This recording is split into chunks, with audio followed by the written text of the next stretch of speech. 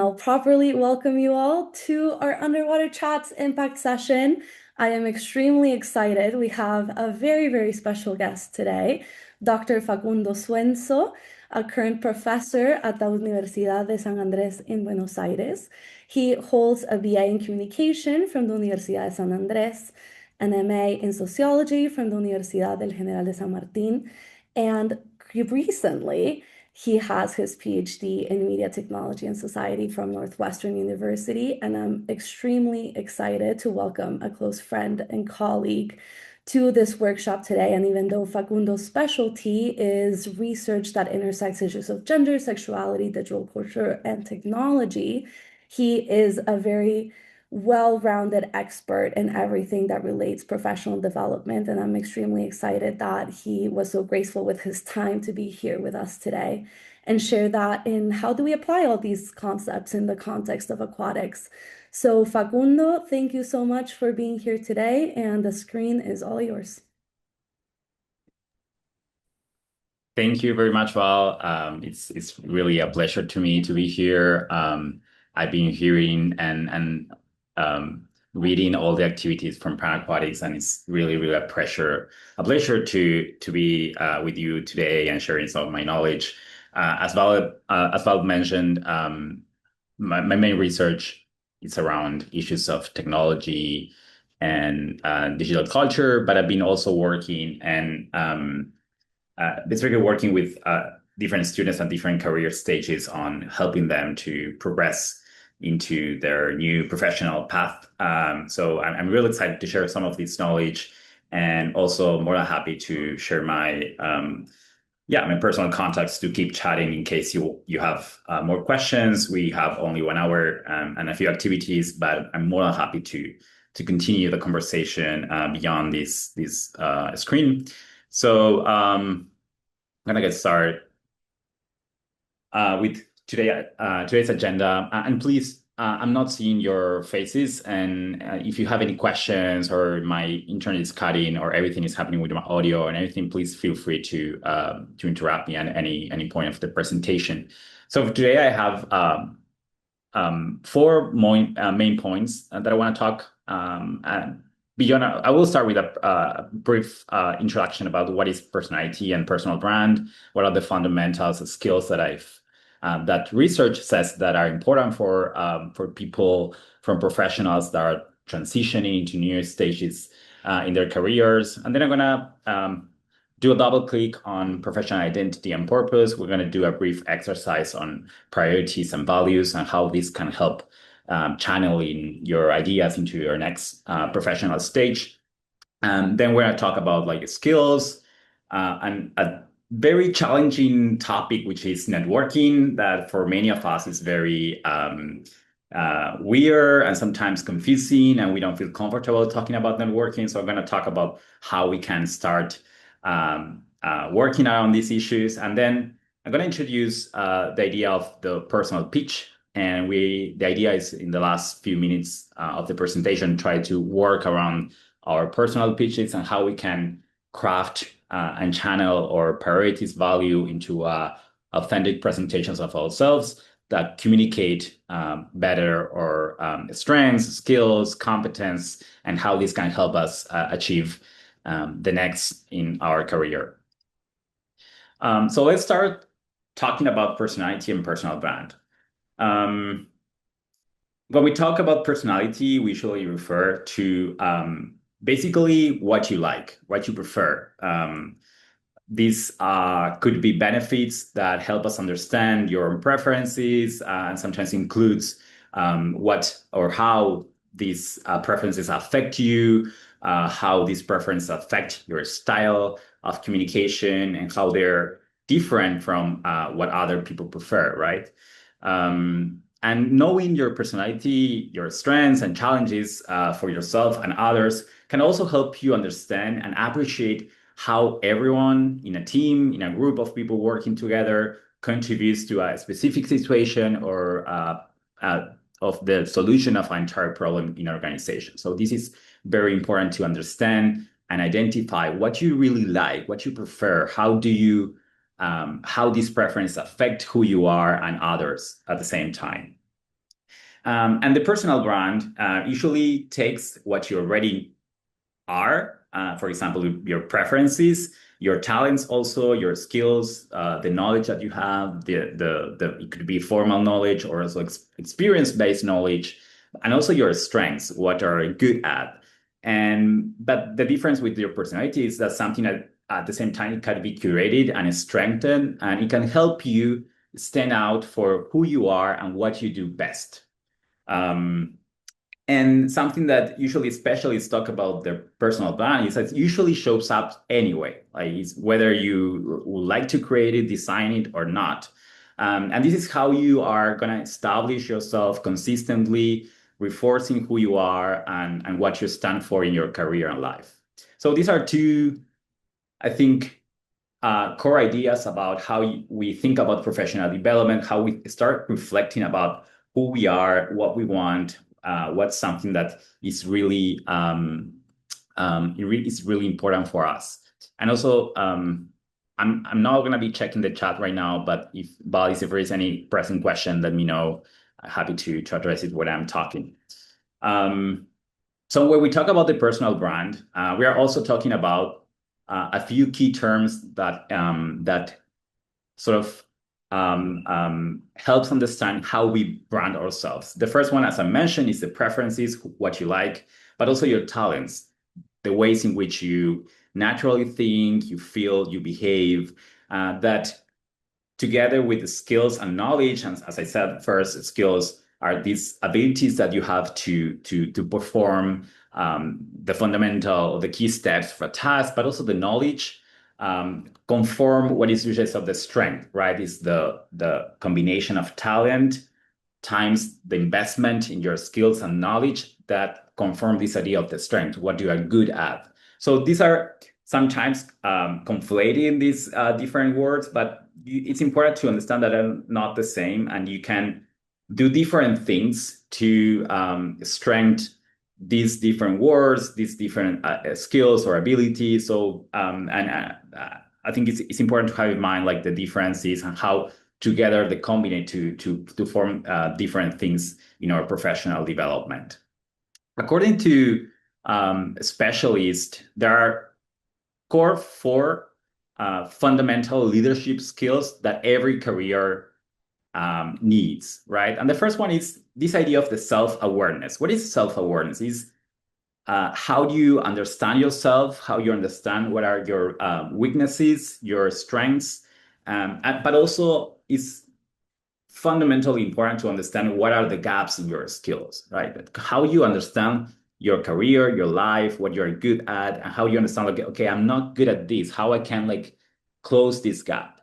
The second leadership skill that is fundamental is communication. And communication encompasses writing clearly, speaking with clarity, communicating with efficacy in your teams or your groups you are working with, and always being active, listening to others. This is also part of communication. Sometimes, and I'm saying this as a communication scholar, sometimes we think as communication is always the active part of communicating and saying, but also the listening part is as important as the way in which we speak or write to others.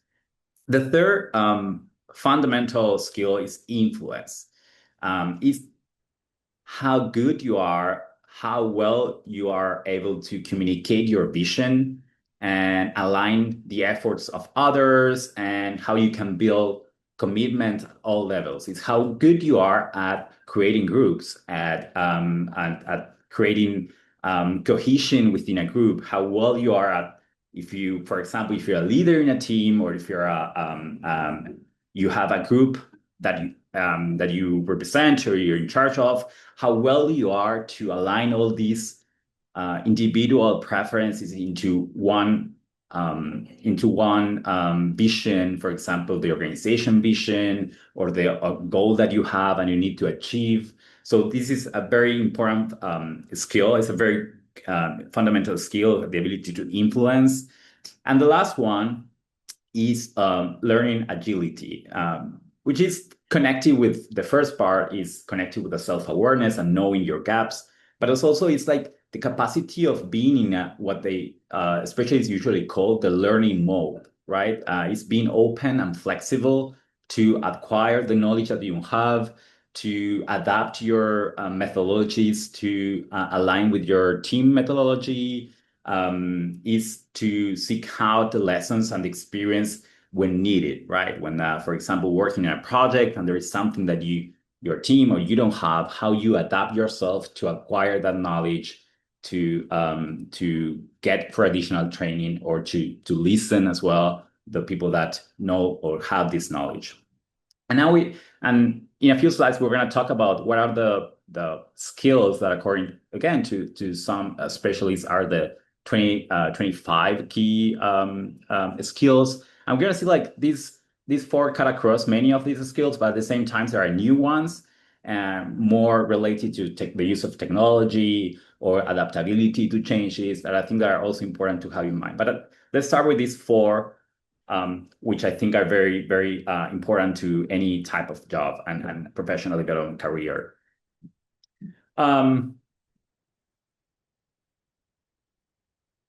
So when we think about your personal brand and your personality in the context of professional development, we also tie this concept with our professional identity, right? And as you as athletes or in different environments in which people are trying to transition different environments, for example, that they start working in a specific field and want to transition into a completely new world.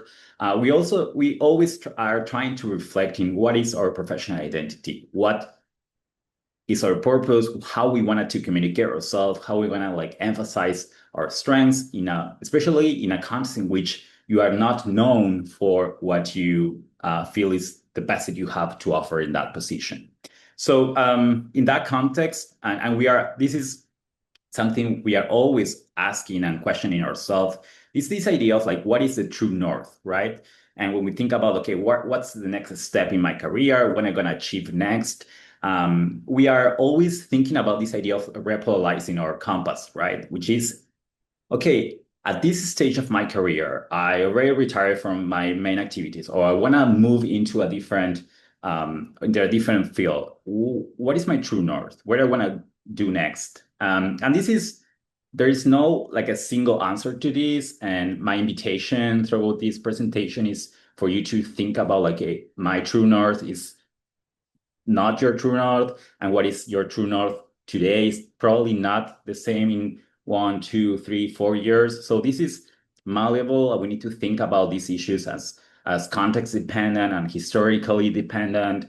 And these are exercises and questions that we should continue asking ourselves and challenging ourselves to have these answers. So two important concepts when thinking about professional identity is what are our priorities and what are the values that drive our priorities, or this idea of the true north, right? Regarding the priorities, we usually talk about these ideas of what is important to you. And it could be many things. Think about like what you want to achieve next, for example, or what you want to do in your next job, in your next activity. It could be the role that you have. It could be the title. It could be the type of activities that you do in that position. But also it could be, for example, the payment or the location in which you want to live. So there are many things that you can prioritize to organize like, okay, what is important to me right now at this moment? And how I want to like then translate this into my, for example, job search. And the second concept is the values that we have. And it could be the many different values that we have as a person, but also it could be the values that we have and translate when working with teams. And some of you might be interested in social activity or doing sports for a social purpose or for political purpose, or just for I don't know, physical activity. There are many things that are important as values, and it could be also collaboration and teamwork and many ideas, fundamental ideas that you want to keep in your next position. So, and when you think about the values, it's interesting to think what, for example, have your values in the past work experiences intersected in the past, and how, for example, in your next work experience, how do you see that your values will show up? And now I'm going to take um, a few minutes I'm going to share on the chat. Give me 1 second. I'm going to share with you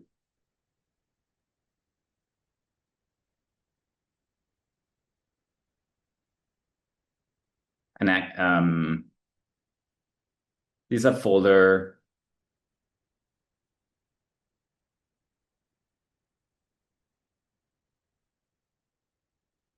Let me see if you can.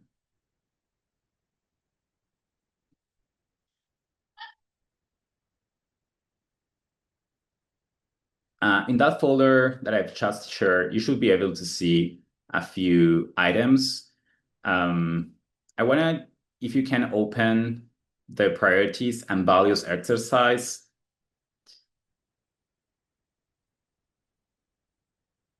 Let me see. Let me know if you can see the boxes. Yes. Yep. Perfect. So take 5 minutes. Go first. Go to the file. Think about your priorities. What is important to you? Rank your priorities. It could again, it could be any of these. Try to be authentic. Try to be insightful, and think about what really matters to you at this stage of your career. And then take a few more minutes to think about your values. And there are like a list of values that you can rank, and you can rank using 1 to 5, I think, or to 4. And yeah, go over the spreadsheet and check the values. And yeah, these activities for you to reflect about what's important to you, what do you think about yourself in the future. And we don't have to share anything, so this is an activity for you. And let me know if you have any questions. Feel free to open the mic as well.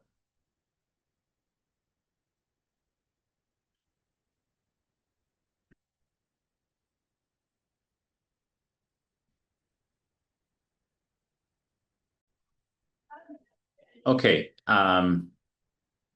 the file is for you to keep working on. So if you didn't finish and you want to keep thinking and reflecting about these very deep concepts, feel free to using that file in the future. And also, if you have questions, I'm more happy to answer those questions in the Q&A.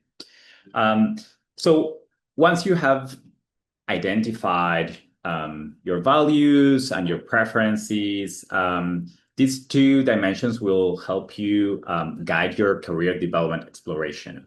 So as you head into more concrete research of possible positions, or apply to different jobs, or to think about what's next in your career, you can always come back and check back with what are your priorities and values as guide spots, right? This is, again, as I mentioned, the compass is malleable, and you will always come back to this idea of trying to decipher what is your true north.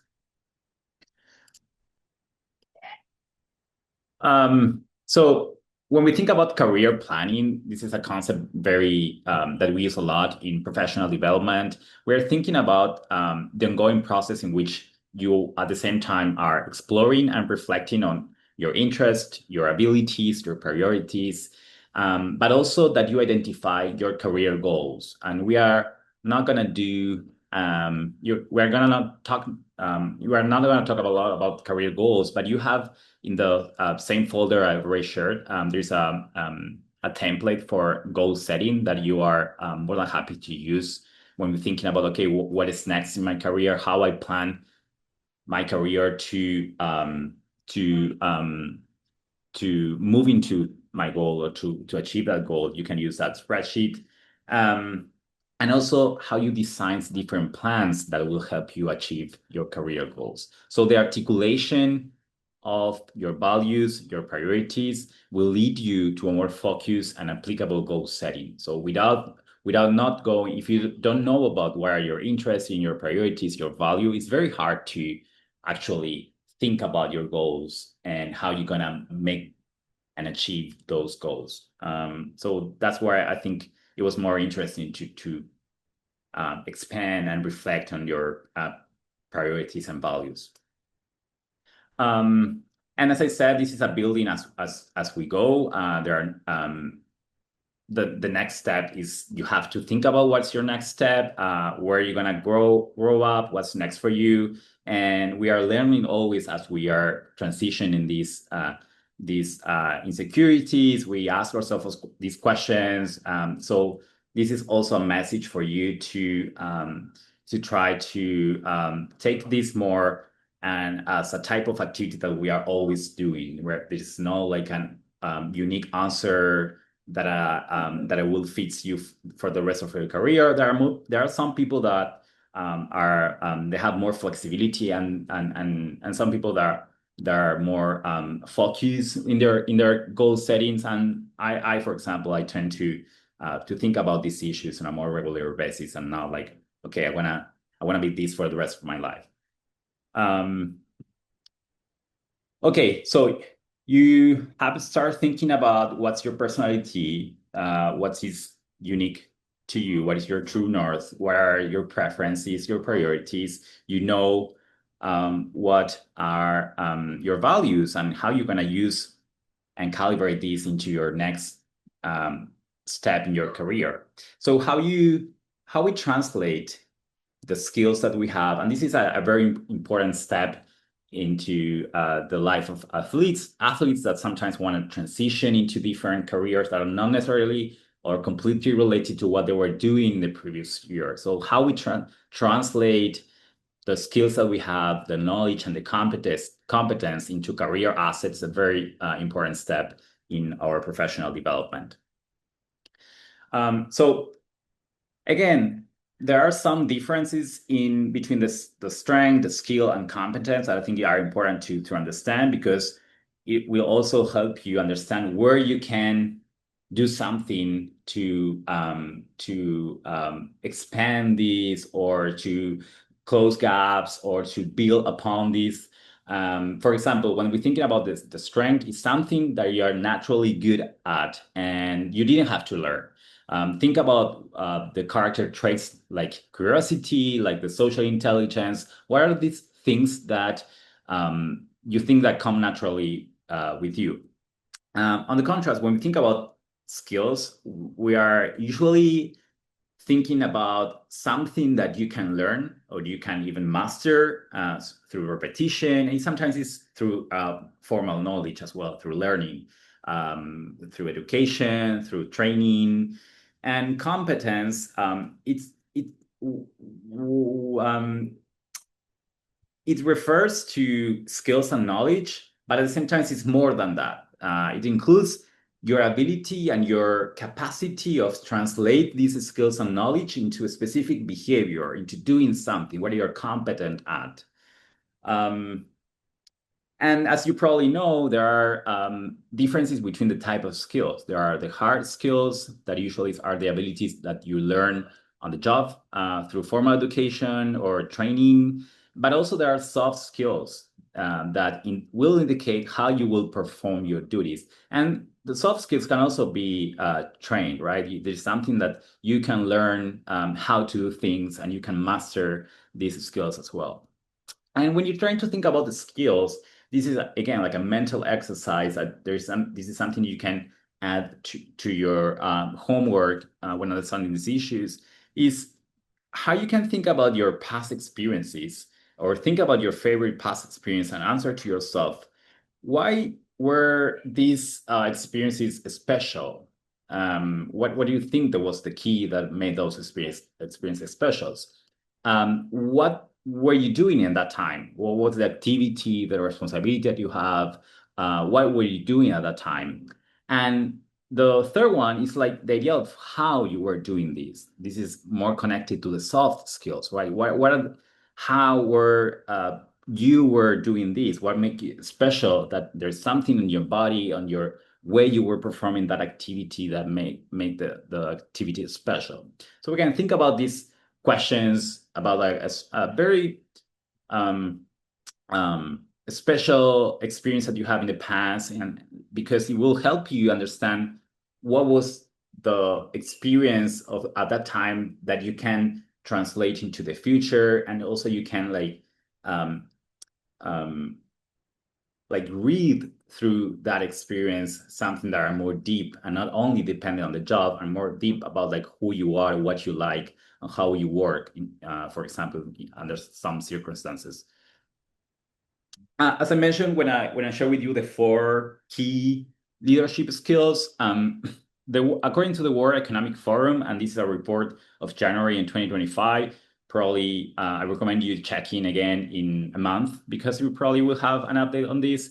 What are the top 10 skills for this year? And you can see that we can group these skills into first problem solving, for example, the analytical thinking and innovation, creative thinking, creative originality and initiative, problem solving and ideation. But also are important other activities like self-management, for example, active learning and learning strategies, your resilience. And I think this is something as athletes that you have to show how your experiences help you be more resilient, stress tolerant, or flexibility under such circumstances. And then this is something that is coming more, is the uses of technology, for example, technology design and programming, or technology use, monitoring and control. Again, I recommend you checking these skills regularly because it also helps you understand where you are and what things you might need to learn, or what type of experiences that you can use to push and transform these into skills that could be marketable in a job search, for example. And now I'm going to transition into this topic with usually our students really hate talking about, which is networking. Because sometimes when we think about networking, we think about this very performatic activity that we don't feel very comfortable most of the time because we think this is not natural. I don't find myself like happy trying to network. But I think it's important to think about networking as an opportunity to connect with people and to think about how we grow our career in a social way. And I'm gonna give you a few tips about how we can start thinking about networking in a more natural way. So why networking is important? As I said, it grants you access to professional opportunities, but also to knowledge, to talent, and to capital. And depending on where you are in your career, you might be interested in professional opportunities, but also you might be interested in talent or getting knowledge from somewhere. Or at the same time, you could be interested in all of them. So I think there are many good positive things about doing networking and connecting with people that are important, that you understand how you can get the knowledge, the skills, the talent, I already said the knowledge, all the things that you might have already you might have found like you need to update in your skills, for example, in your competence. This is sometimes through networking that you can get the things that you're missing in your career or professional development.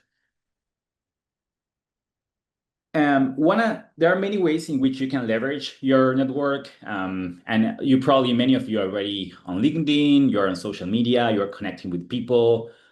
This is, it could be a networking activity. You are connecting among your peers. I'm going to do an activity next, and you can think about this activity as a potential networking activity.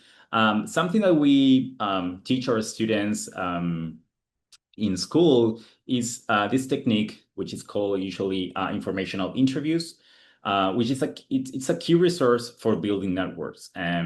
And it's basically using this interview to connect with someone you want to connect. So the first step is usually you have to identify who is this person you want to connect with.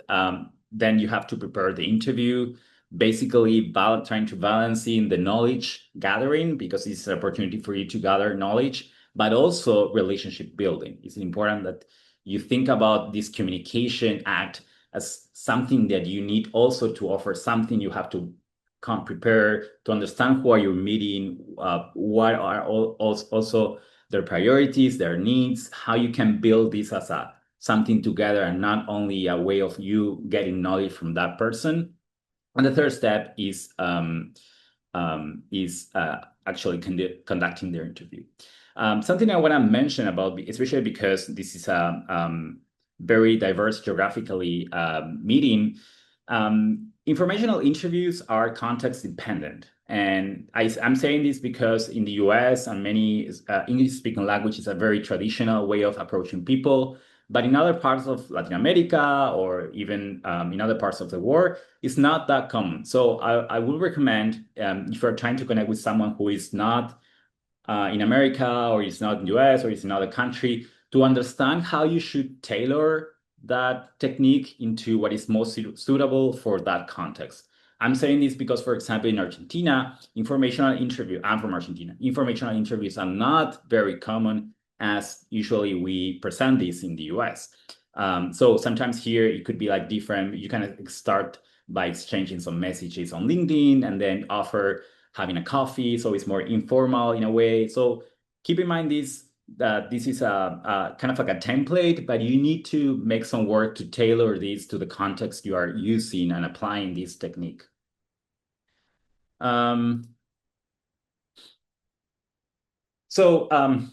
And this again, you also have access to the slides on the folder, so feel free to go over these questions. But I am giving you here 5 model questions that you can use for informational interviews. The first and more typical one is this idea of the historical evolution. You can use this interview to talk with someone and you want to know how their career path has been, and you can ask them to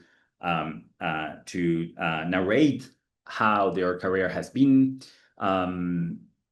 Again, something that you can also, especially if you are interested in and the daily responsibilities is something that you prioritize, you can ask this person, okay, could you please walk me through what is a typical day at work?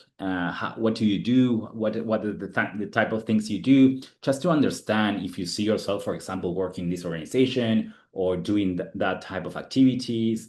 You can also ask about like what are the valuable skills that this organization is looking for, or the best way if you already have some sort of approach or relationship built with that person. You can ask already if they know about internships or job opportunities, or you can also use it as a proxy to connect with someone else, right? For example, after talking, you can, oh, I know you've been working with this person. Could you please refer me or put me in contact with that person? This is also a way of using this as a way of introducing yourself into a different network, into a different area of that network. And the last thing I want to talk today is the personal pitch. When we think about the personal pitch, is a statement about the results that a company, organization, a team, someone will get from hiring or working with you, and the unique benefits, the skills, the knowledge, the competence, or the experience that you will bring to that company, organization, or team. So this is important. This is the statement of what you have achieved and what will be the benefits of that organization, person, if they hire you. What are the key elements of the personal speech? The first one is it has to be authentic. It has to be a statement about who you are. And I think if you already have been reflecting about your values, your priorities, and whatnot, it will be easier to think about your personal pitch because you already been thinking about who you are. Make sure that the output is authentic to what you want also to see the world to see about yourself. Try to be specific. And this is something always say to our students.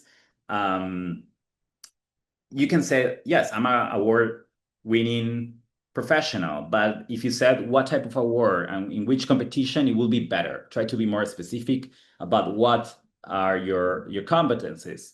Um, and it's gonna be hard because selling ourselves is not easy, and especially for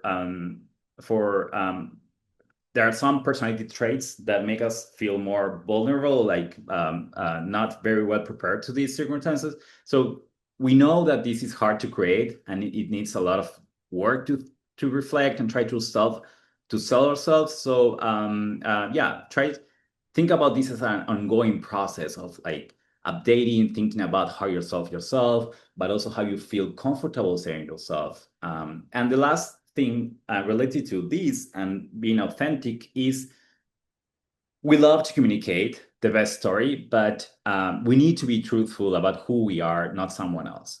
You can have a great story, but try to stick to the facts. And and I think this is a key aspect of building a personal pitch because it's evident when we are like stretching fast or we're stretching our competence, especially because then these teams will evaluate your experience, will evaluate how you work. So, I mean, being authentic is always the best way of thinking about the personal pitch. So I'm gonna stop now. I already I've been talking a lot, and a lot of these things, especially if this is your first time hearing to all these professional thing tips, it's gonna probably it was a lot. So I'm gonna use the Q&A. I don't know, Bal, if you wanna jump in and ask some clarifying questions before going into a broader Q&A, or I have an activity that I would love to do as a group. I think we have time to do it. So yeah. Do you have any questions before going into the activity? Yeah, perfect. That was awesome. Thank you so much, Facundo, for all of this. This is going to be a great resource for many. And yes, please, if you have questions, feel free to submit that in the chat or raise your hand and we'll give you the opportunity to ask some questions. I have a lot of questions, especially for athletes. You raised a lot of important concerns that, it's never too early to start thinking about them. And, you framed it in a way of professional development when they're looking for jobs, etc. But even this week on Monday, we had our underwater chats for college recruiting. And what you're Mm, mentioning about the personal pitch and having your materials ready, like that is also very important, right? How do you tell your story and how do you show coaches your value, right? mm. What value do you bring to the team, to the organization, etc. So I think our athletes are going to get a lot of great materials from that. So a very specific question I have, and this is more on an advice base. As you mentioned, we have a broad variety of backgrounds here with athletes and even leaders from national federations and coaches in this session as well. What is your best advice in framing their portfolio? Like, how do Mm. they build that brand tailored, even if it's, a small team, even if it's a small federation, even if it's, if they're starting in the sport? We all have value, right? Whatever stage you're at in the process. So what's your best piece of advice, even if you're early in the process or you're still growing your program, to still communicate that value with people? Yeah, that's an excellent question, and I think um, as a sociologist, I will start with it. It would depend of where you want to like position yourself, but generally, I will say that at least in this part of the world, we are all agreed that there are like a few assets that are communicate that that help us communicate our value sort of in a standard way. The resume and the CV are still key important aspects, and as a parallel of the LinkedIn page. So I would say like you should start having these assets ready to like as a way of presenting yourself because we and usually um, people are head hunting or human resources, HR, they're usually prepared to read those materials, and we have the kind of common language. But also, and I think this is is growing at the same time, more alternative ways of communicating our value or communicating our what we have done. And this is again like this is it could be something that it could be useful, for example, having a website and using other media forms to communicate. That it could sometimes it's like, okay, I have like a video presenting myself in which, for example, I wanna like no, I don't know, transition into a leadership position. And I think it will be better if like that person that is hiring see myself like presenting or giving a talk or giving a speech or doing something more like that they can show, they can see my values in action, right? So I think it's always good to explore new formats like video formats, like social media creation and using our social media as a way of creating our personal brand as well. So I think that's also as important as having our CVs or resumes, LinkedIn websites. So these are, I think, are key aspects of building a portfolio for athletes. Awesome. And last question for you before we hop into the activity. A really important aspect you mentioned was learning to translate your skills. And I feel like a lot of times as athletes, we miss out on extracurriculars, opportunities, even like Mm. internship stuff because we're always training. What's your best advice for athletes in how to grab everything they've learned from like discipline to schedules and, time management into their professional portfolio? Yeah, that's a great question too. I was as I was checking and updating the numbers of like what are the top skills for 2025. I was like reading through them. So, oh, this is a skill that athletes will definitely have. For example, like resilience or stress, or being like resistant to stress or working in teams. I think there are. I think we have to be creative in how we read these skills and think about the ways in which we embody these skills in our daily activities. Because sometimes we think, oh yeah, I'm just swimming or just directing this organization. And I think we are all humans. We are like doing these human activities, which is communication in an effective way, or writing clearly, or directing clearly. And I think these are all things that we have, and we need just to need like have the time to think about like and maybe like the first exercise I would say is like check these top skills and think about, okay, what I'm doing in my daily activity that I think contribute to this skill. And maybe it's not the same, but and for some skills you will be more straightforward connected, but for others you won't be there. And I think it's fine. We are not supposed to have all the skills, right? Because jobs are different and because we also work in team. And if you're a leader, I think it's also important that you have more diverse teams. You don't want to have all people like equally distributing the skills. You want to have someone that is more resilient to I don't know to do something, or someone that is better like coordinating teams, or someone that is more analytical and someone that is more creative. So I think as leaders also it's important to understand like in a team we have a variety of these skills and knowledge, and we should be able to think about how we work together with these differences.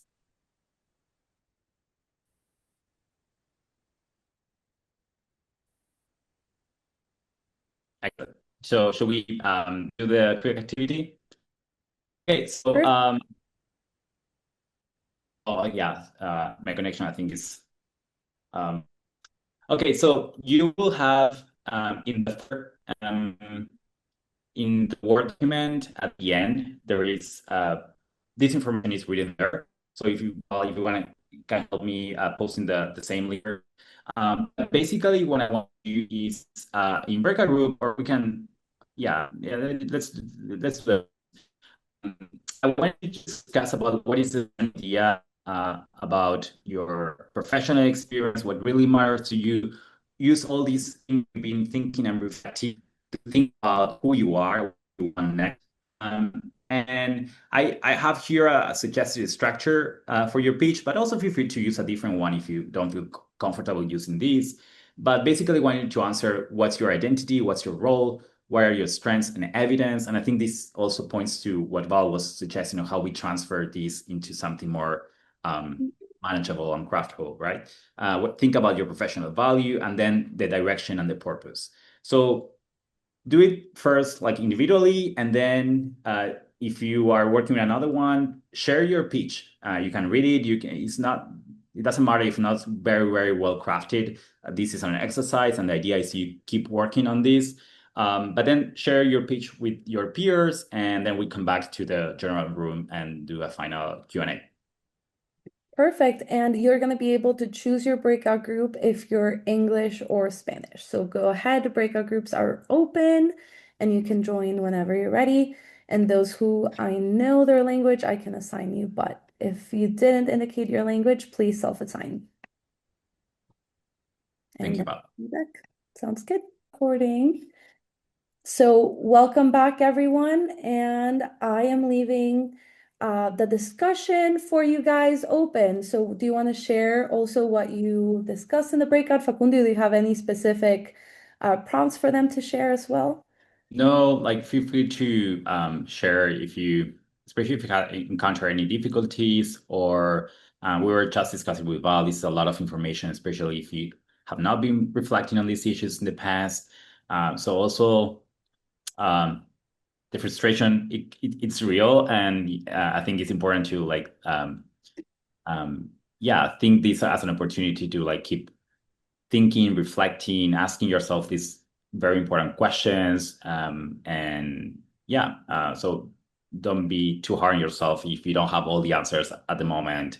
But the idea of this conversation was to like start seeding these questions into your career and professional development because we believe there are important questions that will guide your next step in the future. So yeah, feel free if you have any comments or questions. Also, you have my contact details, my LinkedIn or professional email. If you have more questions, you want to discuss something in private, like I'm also more than happy to help you with that. Great. So thank you. If we don't have any further questions, I want to extremely thank Facundo for his time to share his knowledge and experience here with us today. And I'm sure, as you mentioned, this is one of many sessions we'll do. It's extremely important for our athletes to truly start paving their path to their professional careers very early on and set themselves up for success in the future. So thank you, Facundo, for being part of that journey. And feel free to, for everyone, as Facundo mentioned, his contact is there. Also, feel free to contact us at athletes@panamaquatics.com. You can reach out to us with any questions for our athletes committee as well and how we can support you. So thank you, everyone, and stay tuned. Our Underwater Chats impact sessions are bi-monthly, and we're really excited to get to see you all and connect as a community. So thank you, and thank you, Facundo. Also, extremely happy to see you as well. So thanks for that chance as well. Gracias. Thank you very much. Thank you, everyone. Thank you.